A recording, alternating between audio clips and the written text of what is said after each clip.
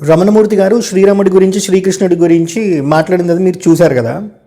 దానికి నేను సమాధానం ఇస్తా, మల్టిపుల్ ఎగ్జాంపుల్స్ చెప్పి సమాధానం ఇస్తా రామాయణంలో నుంచే. అయితే ఇక్కడ ఎవరైనా వచ్చి క్వశ్చన్ చేస్తే లేకపోతే ఏదైనా మాట్లాడితే మా దేవుడిని తిట్టాడు అని చెప్పి వాళ్ళని యాంటీ హిందూ అని అంటారు. హిందువుల్లోనే చాలామందికి శ్రీరాముడి విషయంలో శ్రీకృష్ణుడి విషయంలో చాలా డౌట్లు ఉన్నాయి. దేవుడి మీద డౌట్ ఉన్నాడు యాంటీ హిందూ కాదా? సరే, దేవుడి మీద డౌట్ వచ్చింది, వినడానికి లేకపోతే చదువుకోవడానికి సోర్సెసే లేవా? బుక్కులు అవైలబుల్ ఉన్నాయి. శ్రీరాముడి గురించి మీకు ఏదైతే డౌట్ వచ్చిందో, కృష్ణుడి గురించి ఏదైతే డౌట్ వచ్చిందో దానికి ఫస్ట్ సమాధానం చెప్పినాక కదా మీరు దాడి చేయాలి. సమాధానం చెప్పేవాళ్ళు లేరు, కానీ ఫీల్ అయ్యే వాళ్ళు ఉన్నారు. నువ్వు ఫీల్ అవుతున్నావు అని అంటే నీ దగ్గర ఆన్సర్ లేదని అర్థం. సో శ్రీరాముడు సీతమ్మని వదిలిపెట్టడానికి కారణం ఏంది అని అంటే, శ్రీరాముడు అడవిలోకి వెళ్ళేటప్పుడు వనవాసానికి దశరథుడు రోడ్డు మీద పడి కిరీటం పడిపోయి అలా ఏడుస్తున్నా సరే జనాలందరూ దశరథుడిని నిందించారు. ఎవరు? అయోధ్య ప్రజలు. ధర్మాత్ముడైన రాముణ్ణి, అంటే ఈ వర్డ్ గుర్తుపెట్టుకోండి, ధర్మాత్ముడైన రాముణ్ణి నువ్వు ఎట్లా పంపిస్తున్నావు, నీ భార్య మాట విని, నీకు భార్యనే ఎక్కువ కొడుకు కాదు అన్నట్టు మస్తు నిందిస్తారు అన్నట్టు. అసలు ఆ ఘట్టం చూస్తే ఇప్పుడు ఎవరైతే జనాలు ఉన్నారో అప్పుడు అట్లాంటి వాళ్ళే ఉన్నారు. సో శ్రీరాముడు అడవిలోకి పోయేటప్పుడు దశరథుడిని నానా మాటలన్న అదే అయోధ్య ప్రజలు శ్రీరాముడు సీతమ్మ కోసం ఎంత ఏడ్చిండో కిష్కింధకాండ, అంతకన్నా ముందు అరణ్యకాండ, చివరి ఘట్టాలు యుద్ధకాండ, ఇది చూస్తే మీకు అర్థమవుతుంది. మరంత కష్టపడి అంత బాధ ఉన్నా సరే అంత గొప్ప యుద్ధం చేసి మళ్ళీ సీతమ్మని రిటర్న్ తెచ్చుకున్నారు. అగ్నిప్రవేశ ఘట్టం కూడా మనకి యుద్ధకాండలోనే కనిపిస్తుంది. మరి ఆ రాముడికి పట్టాభిషేకం అవుతుంది, సీతమ్మ పట్టమహిషి అవుతారు. మరి పట్టాభిషేకం అయినాక ఫస్ట్ జరిగే ఇన్సిడెంటే మళ్ళీ సీతమ్మని అడవిలోకి పంపించడం. దీని వెనక ఉన్న అంతరార్థం ఏందో ఇప్పుడు చూడండి. శ్రీరాముడిని అడవిలోకి పంపించేటప్పుడు అయోధ్య ప్రజలు ఏమన్నారు? ఇందాక చెప్పా, నాకు గుర్తుపెట్టుకోండి అని, ధర్మాత్ముడైన రాముని నువ్వు ఎందుకు పంపిస్తున్నావు అని చెప్పి నిందించారు. మరి ఇప్పుడే ఇదే ధర్మాత్ముడైన రాముడు రాజు అయినాక సీతమ్మని అడవిలోకి పంపిస్తుంటే ధర్మాత్ముడైన రాముడు అన్న అయోధ్య ప్రజలు ఏ ధర్మం ప్రకారం సీతమ్మని పంపిస్తున్నావు, ఎవడో ఒక్కడు క్వశ్చన్ చేయడం వల్ల అని చెప్పి ఒక్కడైనా వచ్చి మాట్లాడిండా సీతమ్మ తరపున? రాలే. అక్కడ ముందు చూస్తే వనవాసానికి వెళ్ళే రాముడి విషయంలో మీరు తీసుకుంటే రాముడి మీద ప్రజలకి రాముడి మీద అంత విశ్వాసం ఉంది. కానీ ఇక్కడ ఎవడో ఒక క్వశ్చన్ చేస్తే శ్రీరాముడు పంపిలే. ఆ ఒక్కడు క్వశ్చన్ చేసినాక ఏ ఒక్క అయోధ్య ప్రజల నుంచి ఒక్కడు కూడా వచ్చి సీతమ్మని ఎందుకు పంపిస్తున్నావు, నిన్ను మేము ధర్మాత్ముడైన రాముడని చెప్పుకుంటున్నాం కదా, ఏ ధర్మం ప్రకారం పంపిస్తున్నావు రామ అని చెప్పి ఒక్కడైనా వచ్చి అడుగుంటే రాముడు ధర్మం చెప్పేవాడు. కానీ సీతమ్మ వెళ్ళిపోతుంటే అలా అయోధ్య ప్రజలు చూశారు తప్ప ఒక్కడొచ్చి క్వశ్చన్ చేసినట్టు రామాయణంలో లేదు. అంటే మీరు ఆలోచించండి, డౌట్ వచ్చింది ఒక్కనికి కాదు, వాడు ఒకడు బయటికి చెప్పుకున్నాడు, మిగతా వాళ్ళందరికీ లోపల లోపల డౌట్ ఉంది. అంటే ఆలోచించండి, అక్కడ రాముడికి ధర్మం తెలియదని వాళ్ళు అనుకుంటున్నట్టే కదా.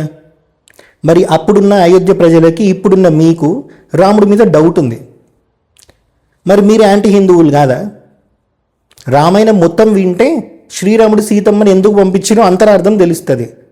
ధర్మం చెప్పడం వేరు, ధర్మంలో ఉన్న సూక్ష్మం చెప్తూ అర్థం చెప్పడం వేరు. ధర్మం ఉట్టికి చెప్తే అర్థం కాదు, ధర్మంలో ఉన్న సూక్ష్మం చెప్తే అర్థమవుతుంది. అగ్నిప్రవేశం చేసిన సీతమ్మ మీద కూడా జనాలకి డౌట్ ఉండే, మా ముందు ఏమైనా జరిగిందా, ఎక్కడో లంకలో జరిగింది అన్న డౌట్ ఉండే. మరి ఈ డౌట్ ఇట్లనే జనాల్లో ఉన్నాక రాముడు మీరు ఏమనుకుంటే నాకేంద్ర భయ్, నేను నా కళ్ళతో చూసిన దేవతలే వచ్చి సీతమ్మ అగ్నిప్రవేశం ఆపిరు అని చెప్పి రాముడు సీతమ్మని తన పక్కనే పెట్టుకున్నారు అనుకోండి. జనాలకు ఆల్రెడీ డౌట్ ఉంది, ఎక్కడో జరిగిన అగ్నిప్రవేశం మా ముందు జరగలే కదా, మేము చూడలే కదా అన్నట్టు. మరి డౌట్ వాళ్ళల్లో ఉన్నప్పుడు వాళ్ళు ఎవరినైతే ఇన్స్పిరేషన్గా తీసుకున్నారో శ్రీరాముడిని, సీతమ్మని పక్కన పెట్టుకున్నారు అనుకోండి.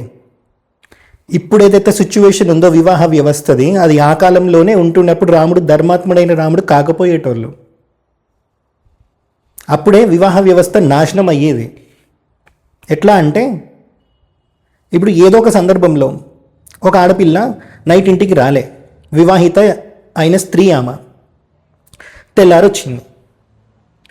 భర్త అడుగుతాడు, ఎక్కడికి పోయినావు అని. ఆబ్వియస్లీ అడుగుతారు కదా. అడిగినప్పుడు నువ్వు ఓడరా నన్ను అడగడానికి, ఓ సంవత్సరం పాటు తన దగ్గర లేని సీతమ్మనే రాముడు తెచ్చి పక్కన కూర్చోబెట్టుకున్నప్పుడు నేను ఒక రాత్రి బయటికి పోయి పొద్దున ఇంటికి వస్తే నీకెందుకురా ప్రాబ్లం అయింది అని అక్కడ రాముడిని సెంటర్లాగా పెట్టుకొని ఈ ఆడపిల్ల క్వశ్చన్ అడిగితే, ఈ వివాహిత అయిన స్త్రీ క్వశ్చన్ అడిగితే ఆ భర్త ఏం సమాధానం చెప్పేవాడు? రాముడి దగ్గరికి పోయినా సరే రాముడు ఏమని సమాధానం చెప్పేవాడు సీతమ్మ విషయంలో పక్కన కూర్చోబెట్టుకోవడానికి? సో ఇక్కడ రాముడు ఎంత ధర్మాత్ముడో మీరు ఆలోచించండి. దూరం అవుతే రాముడికి సీతమ్మ మాత్రమే దూరం అవుతుంది. ఇప్పుడు సీతమ్మని తెచ్చి పక్కన పెట్టుకున్న జనాలకు అంత డౌట్ ఉన్నా సరే ఆయన ఒక రాజు అయినప్పుడు పక్కన పెట్టుకున్నారు అనుకోండి, సీతమ్మని ఎగ్జాంపుల్ లాగా తీసుకొని ఒక వివాహిత అయిన స్త్రీ అడ్డగోలుకు క్వశ్చన్ చేస్తే ఒక ఇల్లు ఖరాబ్ అవుతుంది, ఒక ఇల్లు ఖరాబ్ అవుతే ఒక కాలనీ ఖరాబ్ అవుతుంది, ఒక కాలనీ ఖరాబ్ అయితే ఒక ఊరు ఖరాబ్ అవుతుంది, మెల్లిమెల్లి అది దేశానికి పాకుతుంది. ఇప్పుడైతే వివాహ వ్యవస్థ మనం చూస్తున్నామో ఆ కాలంలో అనేది స్టార్ట్ అయ్యేది. ఎవరికి పుట్టేవాడో కూడా తెలియకపోయేది. లిటరల్లీ ఏమన్నా అనుకోండి, ఇది ఫ్యాక్టు. సో శ్రీరాముడు అక్కడ సీతమ్మని దూరం పెట్టుకుంది వివాహ వ్యవస్థ వాళ్ళిద్దరి దంపతుల వల్ల చెడిపోవద్దని చెప్పి. అందుకే జై శ్రీరామ్, అందుకే శ్రీరాముడు ధర్మాత్ముడు. ఎవరికి తెలిసి ఇదంతా ఉన్నది ఉన్నట్టు చదివితే ఏం అర్థం కాదు. అందులో ఉన్న ధర్మ సూక్ష్మం అర్థం చేసుకోవాలి. రీడ్ బిట్వీన్ ద లైన్స్ అని అంటారు. రాముడి మనస్తత్వం నీకు అర్థమైనప్పుడు నువ్వు చెప్పు జై శ్రీరామ్, అప్పుడు రాముడికి జయం కలుగుతుంది. సీతమ్మని రాముడు ఎందుకు దూరం పెట్టిండో ఎవరికి తెలియదు. వాడెవడో వచ్చి క్వశ్చన్ చేయగానే వాడి మీద దాడి చేయాలి. మరి డౌట్ ఉన్నా నువ్వు కూడా యాంటీ హిందూనే కదా, మరి ఏ రకంగా నువ్వు జై శ్రీరామ్ అంటావు? ఏ రకంగా నువ్వు రాముడిని ఆదర్శంగా తీసుకొని పూజిస్తున్నావు? ఎవరి దగ్గర సమాధానం ఉండదు. ఇప్పటికీ కూడా మనం ఇంకా పెళ్లి పత్రికల్లో సీతారాముల ఫోటో వేసుకుంటాం. కావాలంటే మీరు ప్రతి పత్రిక చూడండి, సీతారాములు లేకుండా ఒక పెళ్లి పత్రిక కూడా ఉండదు. పెళ్లి పత్రిక మీద సీతారాముల ఫోటో వేసుకుంటున్నాము అని అంటే మరి రాముడు వివాహ వ్యవస్థకి ఇచ్చిన ఇంపార్టెన్స్ 1,90,00,000 సంవత్సరాలు అయినా సరే ఇంకా ఉంది కాబట్టి.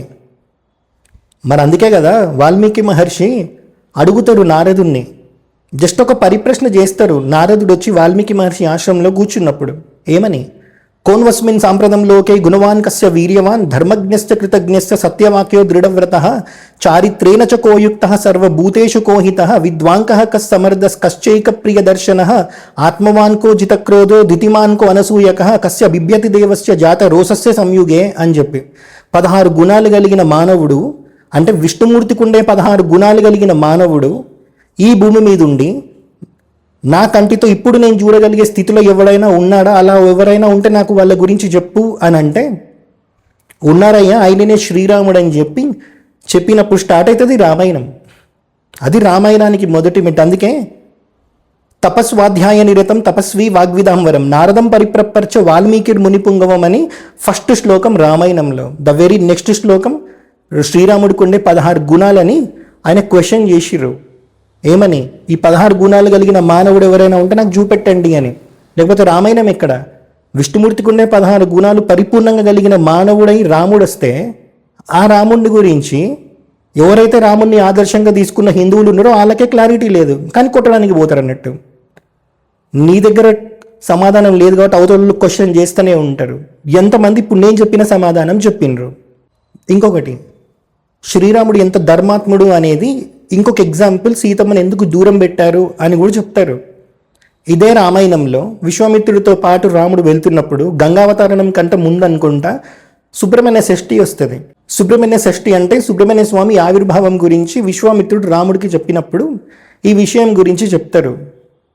శివుడి వీర్యం స్ఖలనమైనప్పుడు భూదేవిని పుచ్చుకోమని చెప్తారు. ఎందుకు అని అంటే తట్టుకునే శక్తి భూదేవికే ఉంటుంది కాబట్టి శివుడి వీర్యంలో ఉండే ఆ తేజస్సుని ఓర్చుకునే శక్తి భూదేవికే ఉంటుంది కాబట్టి భూదేవిని తీసుకోమని చెప్పినప్పుడు పార్వతీదేవి ఈ విషయం తెలుసుకొని బయటికి వచ్చినాక భూదేవికి శాపం పెడుతుంది, నీ కొడుకే నీకు భర్త అవుతాడు అని చెప్పి.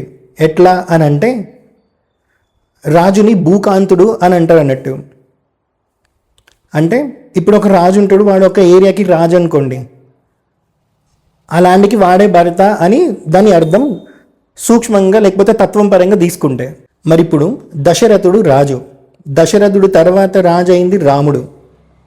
అక్కడ పార్వతి అమ్మవారు ఏం శాపం పెట్టింది, నీ కొడుకే నీకు భర్త అవుతాడు అని చెప్పి. సో ఇక్కడ భర్త అంటే మళ్ళీ నెగిటివ్ సెన్స్లో తీసుకోవాల్సిన అవసరం లేదు, ఇక్కడ తత్వం పరంగా అర్థం చేసుకోండి. భర్త అంటే భరించేవాడు అని కూడా మీనింగ్ వస్తుంది. అయితే అక్కడ పార్వతి అమ్మవారి శాపం ఏం పెట్టి నీ కొడుకే నీకు భర్త అవుతాడు అని.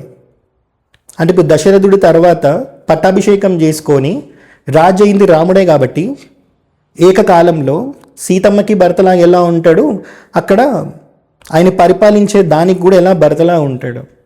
సో ఇది కూడా ఒక రీజన్ చెప్తారు సీతమ్మని దూరం పెట్టడానికి. నేను కూడా చెప్పలే, ఇది చాగంటి గారు ఆయన ప్రవచనంలో చెప్పారు. కావాలంటే అది కూడా అటాచ్ చేస్తా నెక్స్ట్ వీడియోస్లో.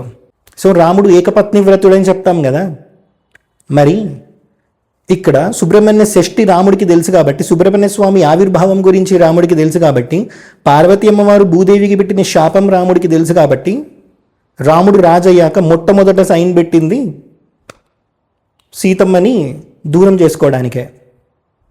దీంట్లో ఇంత అంతరార్థం ఉంటుంది. ఉట్టిగా రాముడిని పట్టుకొని నిందించాల్సిన అవసరం ఎవ్వరికీ లేదు. అసలు అర్హత లేదు రాముడి గురించి మాట్లాడడానికి. మళ్ళీ ఇంకొందరు ఉంటారు సమాధానం చెప్పలేక ఉత్తరాఖండ కల్పితం అంటారు. మన ప్రవచనకర్తల్లోనే ఉన్నారు. కావాలంటే వాళ్ళు ఛాలెంజ్ కూడా చేస్తారు, ఉత్తరాఖండ కల్పితం అని నేను నిరూపిస్తా అని చెప్పి. ఉత్తరాఖండ కల్పితం అయితే ఏంది, ఇంకోటి అయితే ఏంది. ఆడ సీతమ్మని అడవిలకి పంపించేది ఉత్తరాఖండలో ఉంటుంది కాబట్టి సమాధానం చెప్పలేక ఉత్తరాఖండ కల్పితం అనేటోళ్ళు కూడా స్టార్ట్ అయ్యారు అన్నట్టు. శంభుక వధ దాన్ని కూడా కల్పితం అంటారు. ఉత్తరాఖండలో బొచ్చెడు ఉన్నాయి. మళ్ళీ దీనికి ప్రమాణాలు మళ్ళీ పురాణాల నుంచి కూడా చెప్తారు, లింకులు ఉన్నాయి ఇక్కడ నుంచి ఉత్తరాఖండకి సంబంధించి, అది ప్రక్షిప్తం ఎట్లా అవుతుంది అని చెప్పే వాళ్ళు కూడా ఉన్నారు. మరి ఇంతున్నాక సమాధానం చెప్పే ఓపిక తీరిక లేకపోతే దానికి సంబంధించిన తెలివి ఉంటే కల్పితం అనాల్సిన అవసరం లేదు. రాముడిని ఏ పాయింట్లో అయినా ధర్మాత్ముడని నేను ప్రూవ్ చేస్తా. రమణమూర్తి గారు ఏదైతే మాట్లాడారో దానికి నేను సమాధానం చెప్పినా కదా. మరి ఇదే రమణమూర్తి గారు సనాతన ధర్మాన్ని రిప్రజెంట్ చేసే అయోధ్యకి సంబంధించిన 60 మంది పూజారీలు ఎవరైతే చంపబడ్డారు అని ఆయన కొన్ని స్టేట్మెంట్స్ ఇచ్చారో, మరి దాని గురించి ఒక్క హిందువు కూడా ఎందుకు మాట్లాడతలేడు? అయోధ్య రామ మందిర్లో 10 రూపాయలు మనం వేస్తే దాదాపు 3000 కోట్లు వచ్చినాయి.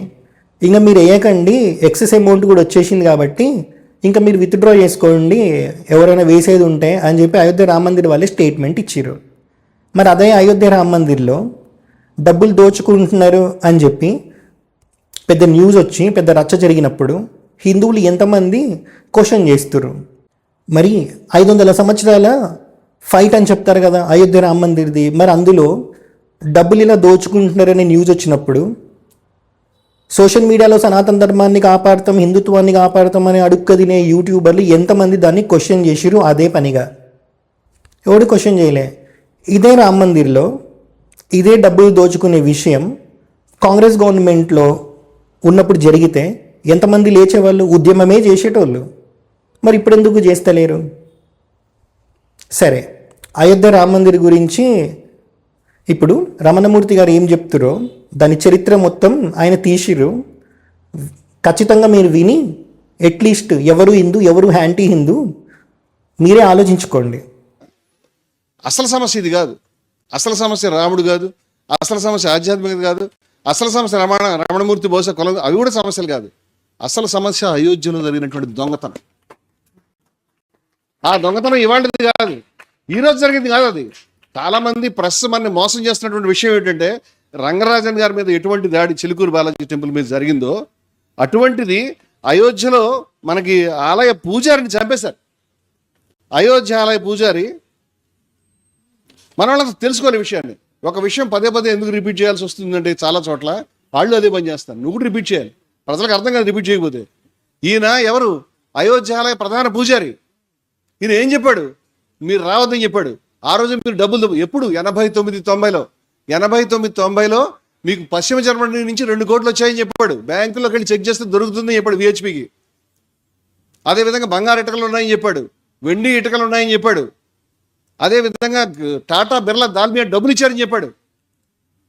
ఎప్పుడు చెప్పాడు? 89-90లో. ఇప్పటికీ 40 సంవత్సరాల క్రితం నుంచి జరుగుతున్నటువంటి దోపిడీ. ఎవరైనా చెప్తున్నారా? ఒక పత్రికలో ఈ వార్తలు రాస్తున్నారు, ఇలా రాయాలి. ఇంకో విషయం, విహెచ్పికి రామజన్మభూమి ఉద్యమానికి కూడా సంబంధం ఏంటని అడుగుతున్నాను నేను. వాళ్ళకి చాలా కష్టంగా ఉంది ఈ విషయం, మీకు తెలియదు ఈ విషయం. విహెచ్పి వాళ్ళు మేము డిబేట్కి పోతే కాంగ్రెస్ ఆయన మీరు ఒక గుడి కట్టారా అని. ఎప్పుడు కట్టాడు నేను తెలుసుకుందామని అడుగుతున్నాను. మోడీ గారు ఎప్పుడు గుడి కట్టాడు? ఎక్కడ కట్టాడు? ఆర్ఎస్ఎస్ ఎప్పుడు కట్టింది? I want to know. ఈ పెద్ద మనిషి చెప్పాడు 100 ఏళ్ళ వాళ్ళ చరిత్రలో ఎప్పుడు వాళ్ళ గుడి కట్టలేదు. ఆర్ఎస్ఎస్ గుళ్ళు కట్టదు. ఇంకో విషయం చెప్తున్నాను, అయోధ్య రామాలయ ప్రధాన పూజారి ఏం చెప్పాడు, విహెచ్పి వాళ్ళు ఆర్ఎస్ఎస్ వాళ్ళు ఇప్పుడు మా గుళ్ళోకి రాలేదని చెప్పాడు. వాళ్ళు గుళ్ళోకి రారు, వాళ్ళు గుళ్ళకి వెళ్ళే భక్తులు కాదు, వాళ్ళు భక్తులే కాదు, వాళ్ళు దీన్ని రాజకీయం చేయదలుచుకున్నారు. వాళ్ళు వెళ్ళదలుచుకున్నప్పుడు ఈయన ఆపదలుచుకున్నాడు, అందుకు నేను హత్యకు గురయ్యాడు. మీరు యుద్ధం చేస్తే సమగ్రంగా చేయాలి, చరిత్ర చెప్తే మొత్తం చెప్పాలి. రంగరాజను హిందూ మతానికి వారసుడు, ఈయన హిందూ మతానికి వారసుడు, మా విజయసాగర్ స్వామి హిందూ మతానికి వారసుడు, మా హెచ్పి నేను హిందూ మతానికి వారసుడు. మీరు కంటిన్యూయింగ్ స్ట్రీమ్. ఇంకా చాలా పేర్లు వస్తాయి దీంట్లో. ఈ 89-90లో ఈయన చెప్పిన తర్వాత ఈ పెద్ద మనిషి, ఈయన ఇన్కమ్ ట్యాక్స్ అడిషనల్ జనరల్, ఆయన ఏం చెప్పాడంటే అయోధ్యకి, అవధ ప్రాంతానికి, మీ విహెచ్పి వాళ్ళ అకౌంట్లో చాలా డబ్బులు ఉన్నాయి, నాకు సరిగ్గా లెక్కలు చెప్పట్లేదు, కొంచెం కరెక్ట్గా లెక్కలు వేయండి, మాకు అనుమానంగా ఉంది విషయం అని. వెంటనే ఈయన మీద ఇప్పుడు రమణమూర్తి మీద జరిగిన ట్రోలింగ్ లేదు ఆ రోజుల్లో, ఇంటికి వెళ్ళి చేశారు, చంపేస్తాం ఏమనుకుంటున్నావు నువ్వు అని, ఏమనుకుంటావు నిన్ను చంపేస్తాం ఏమనుకుంటావు, ఇష్టమే అని ప్రధానమంత్రి ఇంటి ముందు వెంటనే ధర్నా చేశారు, ఇట్లా నోటీస్ ఇస్తారా విహెచ్పికి అని. చివరికి ఈయన్ని ట్రాన్స్ఫర్ చేశారు, సస్పెండ్ చేశారు. అదృష్టవశాత్తు చనిపోలేదు వాళ్ళ చేతుల్లో. అలాగే ఈయన జ్ఞానదాస్ గారు, ఈయన కూడా హనుమాన్ గడి అనేటువంటి గొప్ప అయోధ్యలో ఉన్నటువంటి గుడికి మహంతీన. ఈ పెద్ద మనిషి చెప్తా ఉన్నాడు, ఇప్పుడు కాదు ఎప్పటి నుంచో గుడికి వీళ్ళు ఎలా అడ్డొచ్చారు చెప్పాడు. హిందువులు ముస్లింలు కలిసి ఎప్పుడు గుడి కట్టుకునేవారు, గుడి కట్టుకునే క్రమంలో ఎన్ని గుళ్ళని కూల్చారు వీళ్ళు, ఆ లెక్కలు కూడా మాట్లాడతాం మేము. వీరు Nirmohi akhara is the party. అయోధ్యలో విహెచ్పికి సంబంధం లేదు, బీజేపీకి సంబంధం లేదు. అసలు అయోధ్య సూట్ ఏదైతే ఉందో మీరు ఒకసారి, నేను మొత్తం జడ్జిమెంట్ ఎంత కాపీ ఉందో నాకు తీసుకొచ్చి చూపిస్తాను మీకు. అయోధ్య హైకోర్టు జడ్జిమెంట్లో 2010 అనుకుంటాను వచ్చినటువంటి జడ్జిమెంట్లో ఆ భూమిని, సారీ సార్ ఒక 5 నిమిషాలు, ఈ వివరాలు అందరికి తెలిస్తే బెటర్ అవుతుందని నేను అనుకుంటాను. ఏమండి 2010లో వచ్చినటువంటి జడ్జిమెంట్లో ఆ భూమి 2.7 ఎకరాల భూమి అండి. ఇది చాలా ఇంపార్టెంట్. ఇది దీన్ని 3 భాగాలు చేశారు. ఒక భాగాన్ని నిర్మోహి అఖాడాకి ఇచ్చారు, మరో భాగాన్ని రామ్లల్లా అంటే రామునికే, శ్రీరామచంద్రునికే ఇచ్చారు, మరో భాగాన్ని ముస్లింలకి వక్ఫ్ బోర్డుకి ఇచ్చారు. ఈ ముగ్గురికి 3 ఇచ్చారు. అయితే దీన్ని ఎవరు ఒప్పుకోలేదు. దాన్ని నెక్స్ట్ పైకోర్టులో ఛాలెంజ్ చేశారు. పైకోర్టులో నిర్మోహి అఖాడాకి ఇవ్వలేదు, మొత్తం భూమిని రాముడికి ఇచ్చారు. అలాగే ముస్లింలకు కూడా గౌరవించి దానికి రెట్టింపు భూమి 5 ఎకరాలు వాళ్ళకి మసీదుకి ఇచ్చారు. అర్థమైందా మీకు? కానీ నిర్మోహి అఖాడాకి ఎందుకు ఇవ్వలేదంటే వాళ్ళ పిటిషన్ టైం బార్ అయింది. టైం బార్ అంటే టైంలో వేసుకోలేదు, దాన్ని వేసుకుంటే ఆ పిటిషన్ అడ్మిట్ చేసేవారు. సమయం గడిచిపోయింది కాబట్టి టెక్నికల్ రీజన్స్ వీళ్ళు పక్కన పెడుతున్నామని చెప్పారు. కానీ నిర్మోహి అఖాడా గొప్పతనం తెలుసు కాబట్టి నిర్మోహి అఖాడాని ప్రభుత్వం ఏర్పాటు చేసే ట్రస్ట్లో దాన్ని నిర్మోహి అఖాడా నుంచి చేర్చుకోండి అని చెప్పారు. స్పష్టంగా ఉంది జడ్జిమెంట్లో ఈ విషయం. నిర్మోహి అఖాడా అనేది పార్టీ. నిర్మోహి అఖాడా పార్టీ అని ఎందుకు చెప్తున్నారంటే, ఇవాళ నిర్మోహి అఖాడా అంటే కుస్తీలు పట్టేది. ఉత్తర భారతదేశంలో ఈ వీళ్ళు రామానందీలు అంటారు. కబీర్ గురువు పేరు రామానందుడు.